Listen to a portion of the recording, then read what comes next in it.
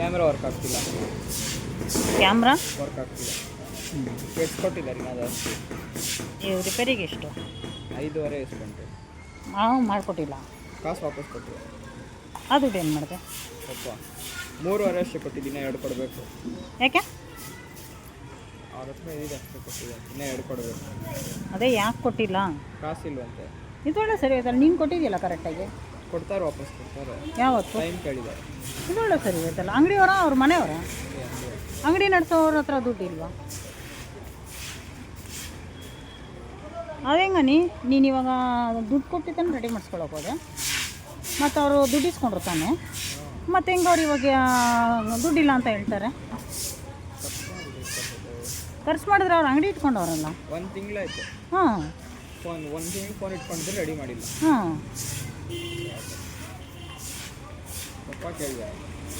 ನಿಮ್ಮಪ್ಪ ಕೊಟ್ಟಿದ್ದ? ಅದು ನೀನು ಕೊಟ್ಟಿದ್ದ?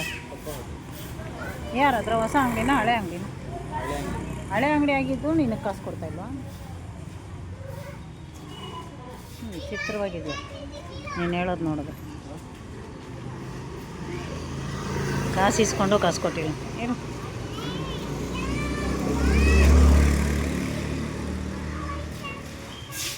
ನೋಡಿ ಮುಚ್ಚಲ್ವಾ ಇದು? ಗೊತ್ತಿಲ್ಲಪ್ಪ ಅದೇನಕ್ಕೆ ಆ ಥರ ಗುಂಡಿ ಹಾಕಿದ್ದಾರೆ ಅಂತ. ಆ ಗುಂಡಿ ರೋಡ್ ಕಾಂಕ್ರೀಟ್ ಹಾಕೋರೆ, ಗುಂಡಿ ಮುಚ್ಚಿಲ್ಲ. ಸೈಡಲ್ಲೆಲ್ಲ ಕ್ಲೀನಾಗಿ ಇದು ಕಲ್ಲು ಹಾಕಿದ್ದಾರೆ, ಸಿಮೆಂಟ್ ಪ್ಯಾಕ್ ಮಾಡಿಲ್ಲ. ಅರ್ಧಂಬರ್ಧಂ ಕೆಲಸ ಮಾಡಿಬಿಟ್ಟು ಹೋಗಿದ್ದಾರೆ. ಯಾರು ಏರಿಯಾದಲ್ಲಿ ಕೇಳೋರಿಗೆ ನೋಡಿ, ಎಷ್ಟು ದೊಡ್ಡ ಗುಂಡಿ ಅವರೇ ತೆಗ್ದವ್ರೆ. ಅದನ್ನು ಕ್ಲೀನಾಗಿ ಗುಂಡಿ ಮುಚ್ಚಿಬಿಟ್ಟು ಆಮೇಲೆ ಕಾಂಕ್ರೀಟ್ ಹಾಕಬೇಕಾಗಿತ್ತು. ಗುಂಡಿ ಮುಚ್ಚಿಲ್ಲ ನೋಡಿ, ಅಲ್ಲೆಲ್ಲ ಹೆಂಗೆ ಮುಚ್ಚಿದ್ದಾರೆ ನೋಡಿ, ಅಲ್ಲೆಲ್ಲ ಕ್ಲೀನಾಗಿ ಮುಚ್ಚಿದ್ದಾರೆ.